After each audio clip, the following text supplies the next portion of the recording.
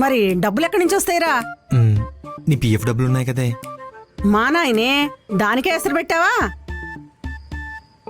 అది ఎఫ్డి చేస్తారా నీ పేరుతో? ఎఫ్డి చేస్తే ఏమొస్తాయి?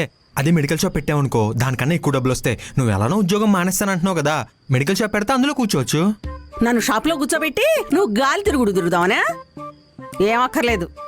మామీ ఓ పని చేద్దామా, ఊర్లోనే పొలం అమ్మేద్దాం. ఇవాళ రేపు పొలం అమ్మితే మళ్ళా కొనగలవారా మనం? వెళ్ళి ఒక వారమేగా అయింది, ఇంకా నేర్చుకోరా చూద్దాం. సర్లే. రేయ్ మళ్ళీ చెప్తున్నా గుర్తుపెట్టుకో, అమ్మాయిలు అది ఇది అనని వాళ్ళ జోలికి వెళ్ళావనుకో చెంప పగల కొడతా. అమ్మాయిలా?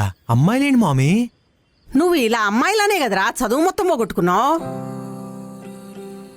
ఏదో కింద మీద పడి ఆ పిల్ల పుణ్యం అంటూ ఏదో ఉద్యోగం ఇప్పించింది.